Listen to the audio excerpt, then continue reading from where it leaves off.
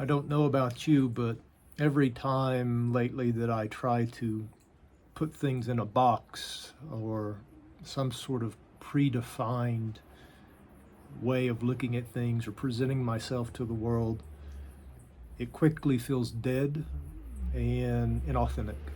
And I think that's part of that is just the rapid pace at which we're all evolving and changing right now. And old identities falling away, all old perceptions of what we thought our life would be like, who we thought we would be, who we thought we were, things that we identified with.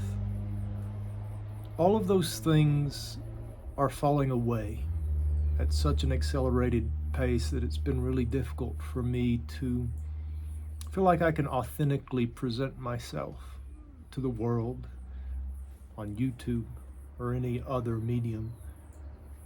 We're at a really interesting time right now in human evolution. It's really an unprecedented time.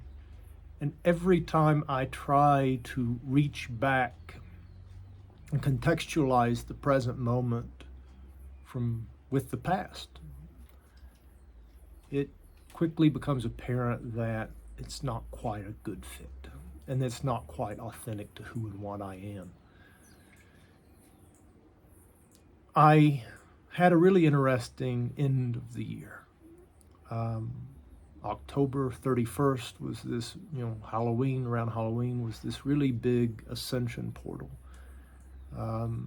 that pretty much caused my whole life to fall apart. And I'm getting used to it, but it's still, when it happens, it's difficult, and it's really difficult to move through these voids or spaces where the old life has died or is dying, and the new life and what is to be born afterwards has not yet come in. I spent most of 2024 and basically a year from October 2023 to October 2024 in a really beautiful home situation with a new partner. I had a new job, back to practicing law, but this time at a much higher level of alignment and accord with my soul mission and purpose. I was defending service members and their families who had been injured by water contamination by the government at Camp Lejeune, and it was a great honor to do that work, to help them, to defend them, and to represent them. And it's always fun to sue the government. So I did that for a year, living with my new partner in a very comfortable home situation that was probably the happiest I've ever been in my life. And that relationship was really beautiful. And what I like to say was it was 90% perfect. There was this other 10% where we were working really hard to try to make it work. And where we're at on the planet right now, where we're at in evolution of consciousness, where I'm at in my path, and where we were at in our path as a couple, it was 90% wasn't good enough anymore to be able to have a sustainable home and relationship. And so that relationship sort of abruptly came apart. And I ended up moved into my friend's basement around this time, right before the relationship came apart. I got laid off from my job. So I ended up moving into my friend's basement, shedding 80% of my belongings, basically paring everything down to the sacred items that I've bought over the years during my travels in South America and other places. So I essentially turned my friend's basement into a temple and spent November and December just living there in seclusion. As I left my home with my partner, I went into this involuntary 14-day fast of, not really eating or drinking anything. Just tremendous amounts of energy running through my being. And I got really raw and really open, and I was shedding a lot. And after that period of shedding in October and November, I literally just ended up staying in my friend's basement, not seeing or talking to anybody, and spending 8 hours a day in meditation and on my back, just receiving these really intense and powerful Shakti transmissions, energy transmissions from my gurus, from the ascended realms, from the devas and archangels, and you name it. It was just, I literally went into this space where I was in communion with the universe and just receiving these incredibly powerful downloads and restructuring of my energy body.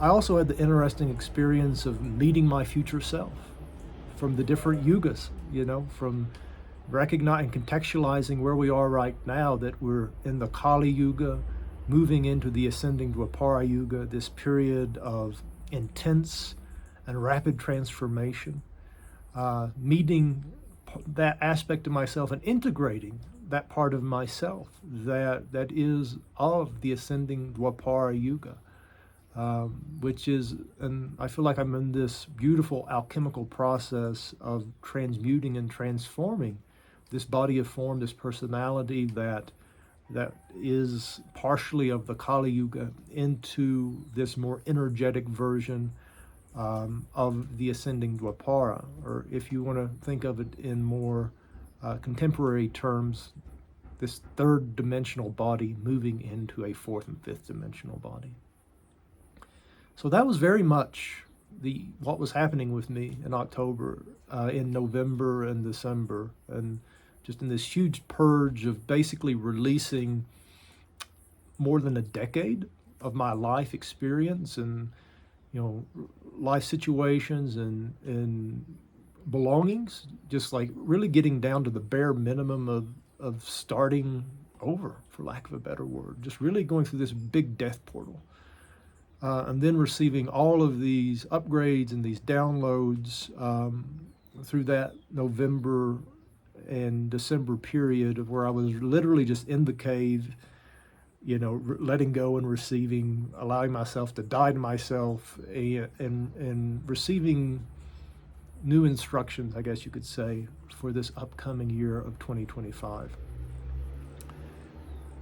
Towards the end of that period, or during that period in October and November, I through dreams and guidance, received instructions to come to Ecuador, to this beautiful retreat center down here called Tosa Blue Mountain, where they have this incredible 60-foot tall, high ratio 72-degree pyramid that literally stabilizes the frequency of consciousness of peace, joy, and love.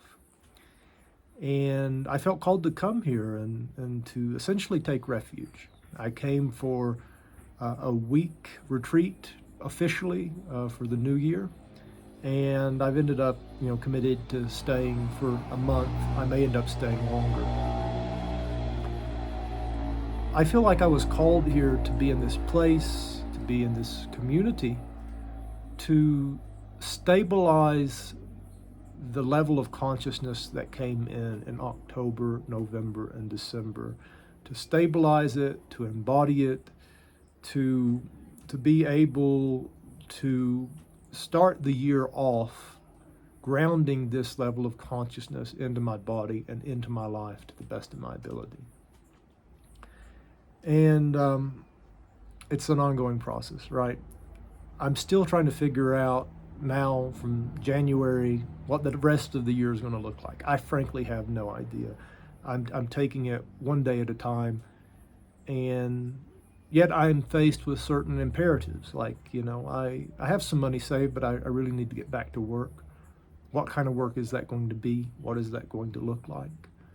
I'm still doing transformational coaching and healing and teaching Ramaka Kriya Yoga, but those aren't exactly big money makers or really about the money. It's that's sort of a service that to humanity that I feel called to share. If people are able to give me money, that's great, but money's never going to be something that keeps me from sharing those things. And I really feel called to get back to practicing law in some way, trying to figure out what that's going to look like. I maybe end up doing some mediations and that sort of thing, being engaged in peace work, helping make the world a more peaceful place, resolving conflict and that sort of thing. The challenge before us in 2025, the challenge before me in 2025, is really anchoring multidimensional awareness into this body of form and into this life. And maybe that's been the lesson for all of us for a long time, but it feels especially important right now to try to anchor multidimensional awareness, this awareness of these higher dimensions of being and consciousness into this body of form, into this life, to really integrate heaven and earth to the best of our ability. One of the big themes for this upcoming year that keeps coming up is this idea that we are working on clearing the root chakra, opening the root chakra, and anchoring ascended awareness into the root chakra. What is the root chakra? The root chakra is being. It is the foundation of the pyramid that is our energetic body. It is the place of peace, joy, and love, or fear, control, and anger. Depends on how open it is, how healed it is. When the root chakra, which is primarily concerned with security and safety, has a lot of distortion in it and identification with form. When things go wrong in the external world, we get very afraid. We get angry. We feel threatened. We find it difficult to find the will to live. But the more we're able to anchor our self-realization, our realization that we are deathless awareness experiencing a human incarnation, and that which is the truest part of us is completely indestructible and is deathless. The more we can anchor that self-realization into the root chakra, the more we're going to be able to live our life in a way that is fearless, so that no matter what happens in the external world, we feel safe. We feel safe because we recognize this body can perish, but consciousness will endure. That which is most essential to us is indestructible. And that certainly feels like a theme for this year we may be tested in extraordinary ways, frankly. This year, we may be tested in extraordinary ways. How are you able to maintain your self-realization? Are you able to maintain your peace? Are you able to maintain your fearlessness when things in the external world get really scary, get really chaotic, when it becomes pretty much impossible to anchor a sense of security and self outside of yourself because everything is too chaotic, everything is too frightening? It's really going to test us, I think, on our ability to remain grounded and to remain peaceful, to remain non-attached and equanimous, to remain anchored in our realization of the self as deathless awareness as the world goes through this big transition, goes through this big transmutation from one dimension of awareness into another, from one yuga into another. A lot of people right now in the Vedic astrology world are talking about how this is the year 2025, when we fully go from the Kali Yuga to the ascending Dvapara Yuga. And a lot of Western astrologers are also talking about how we're entering into the age of Aquarius. So they're both converging on this year of 2025 as being the year of a major ascension portal on the planet. Also, 2025 is a solar maximum. It is the peak point in this 11-year solar cycle, where the solar activity on the sun, with its electromagnetic storms and all these beautiful codes that are coming through, is at its zenith or height. So there's a lot going on. There's a lot going on, tracked by all these different ways of knowing, all these different maps that suggest this year is going to be one of the biggest of our life, if not the biggest of our life. I certainly feel like the universe was preparing me for something. I have no idea what that is yet. I'm still trying to figure out what that is.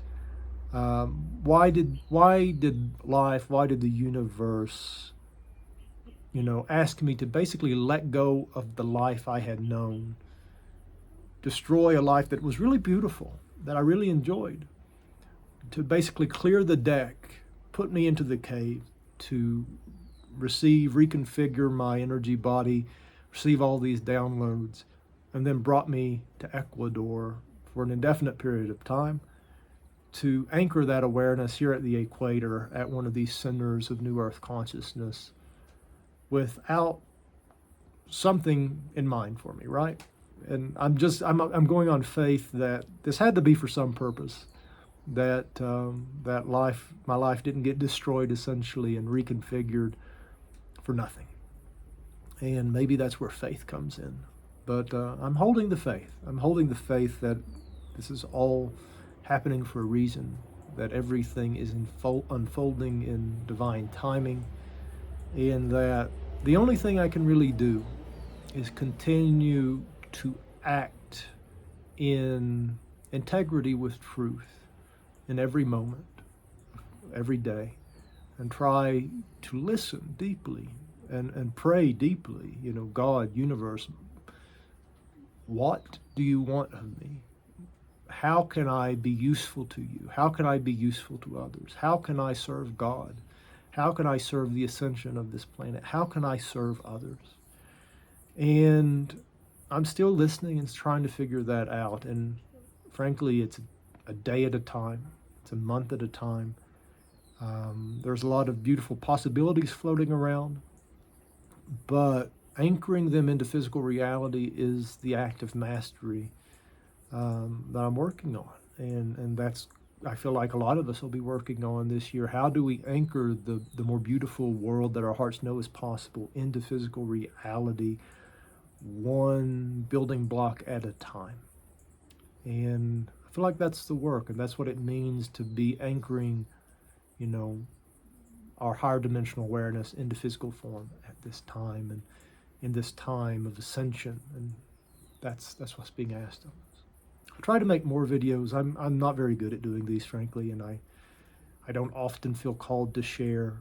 And one of the reasons I struggle with these videos is I struggle to be authentic and vulnerable in these videos. It can feel a little bit performative sometimes, and like there's some separation between me and the listener that I don't particularly enjoy. I'm in a little bit of a rebranding, for lack of a better word, for my social media. I'm changed the name of this channel a few times now because Zachary Adama no longer felt appropriate, as I'm stepping more fully into Adama. And so I initially thought about making this an exclusively Kriya Yoga, Gramaka Kriya channel, but I quickly realized that felt like too constrictive of a container, that I wanted to be able to share the whole breadth of my spiritual journey, the whole breadth of my ascension journey, and not feel like I had to be constrained by fidelity to some idea or fidelity to the past. So what I really want to be dedicated to with this channel is truth. What is true? And let it be an ongoing pursuit of truth, an inquiry into truth and embodiment of truth. And it's going to be a journey that we will share together, because I'm still learning. I'm just figuring things out. I will share with you what works for me. I hope you will share with me what works for you. And maybe we can continue to learn and grow together in that way. So the new name of the channel is Adama of Earth, or just Adama.